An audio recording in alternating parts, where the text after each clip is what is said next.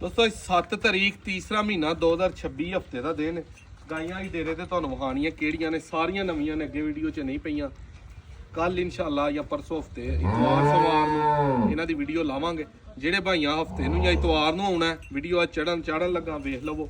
ਜਿਹੜਾ ਕਿਸੇ ਭਾਈ ਦਾ ਬਜਟ ਹੋਏ ਇਹ ਗਾਂ ਵੇਖਣੀ ਹੈ, ਮਗਰ ਬੱਚੀ ਹੈ। ਇਹਦੇ ਕੋਲ ਤਕਰੀਬਨ 13-14 ਲੀਟਰ ਦੁੱਧ ਹੈ। 4.5 ਦੇ ਬਜਟ ਦੇ ਵਿੱਚ ਗਾਂ ਜਿਹੜੇ ਭਾਈ ਨੂੰ ਪਸੰਦ ਹੋਏ ਲੱਭੇਗੀ। ਇਹ ਪਹਿਲਣ ਵੈੜ ਹੈ, ਮਗਰ ਇਹਦੇ ਵੱਛੀ ਹੈ ਕਰਮਾਂ ਵਾਲੀ ਦੇ, ਬੜਾ ਹੀ ਖੂਬਸੂਰਤ ਜਾਨਵਰ ਹੈ। ਇਹ ਗਾਂ ਦੇ ਕੋਲ ਕੋਈ 18-19 ਲੀਟਰ ਬੋਲਾ ਇਸ ਟਾਈਮ। ਇਹ 7 ਦੇ ਫਿਗਰ ਦੇ ਜਿਵੇਂ ਜਾਨਵਰ ਹੈ, ਦੋਵੇਂ 6.5 ਤੋਂ 7 ਦੇ ਫਿਗਰ ਵਾਲੇ, ਬਲਕਿ ਤਿੰਨੇ ਹੀ ਪਹਿਲਣਾ ਨੇ ਲੈਣ ਸਿਰ ਤਿੰਨਾਂ ਮਗਰ ਬੱਚੀਆਂ ਨੇ। ਇਹ ਜਰਸੀ ਕਰਾਸ ਗਾਂ ਹੈ, ਬੜਾ ਹੀ ਨਿਆਬ ਤੇ ਨਫੀਸ ਜਾਨਵਰ ਹੈ।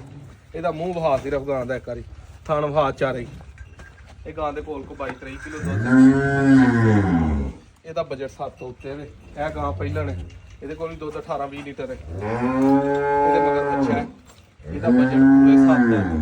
ਤੁਹਾਨੂੰ ਇਹ 7 ਗਾਵਾਂ ਇਹ ਵਿਖਾਈਆਂ, ਅੰਦਰ ਲਿਆਓ। ਇਹ ਗਾਂ ਜਰਸੀ, ਇਧਰ ਲੰਘੋ ਅੰਦਰ ਭਾਈ ਦਾ। ਇਹ ਗਾਂ ਜਰਸੀ, ਇਹਦੀ ਅੱਗੇ ਵੀ ਵੀਡੀਓ ਵਿਖਾਈ ਸੀ।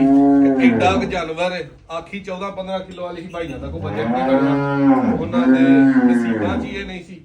ਤੇ ਇਹ ਗਾਂ ਦੇ ਕੋਲ ਐਡੀ ਕੁ ਗਾਂ ਹੈ, ਲੇਕਿਨ ਦੁੱਧ ਆ ਕੇ 19-20 ਲੀਟਰ ਇਹਦਾ ਚੋਵੋ।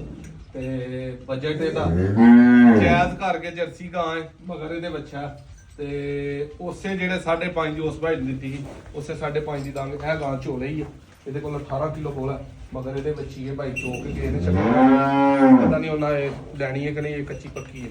ਇਹ ਗਾਂ ਦੇ ਕੋਲ ਵੀ 22-23 ਡੱਬੇ ਦੁੱਧ ਹੈ, ਮਗਰ ਇਹਦੇ ਬੱਚੀ ਹੈ। ਬੜਾ ਹੀ ਵੱਡਾ ਤੇ ਕਰਾਸ ਦਾ ਜਾਨਵਰ ਹੈ। ਇਹ ਪਹਿਲਣ ਬੱਚੀ ਹੈ, ਮਗਰ ਇਹਦੇ ਬੱਚੀ ਹੈ। ਇਹਦਾ ਵੀ ਬਜਟ 690 ਦਾ, ਇਹਦਾ 660 ਦਾ, 17-18 ਕਿਲੋ ਬੋਲਾ।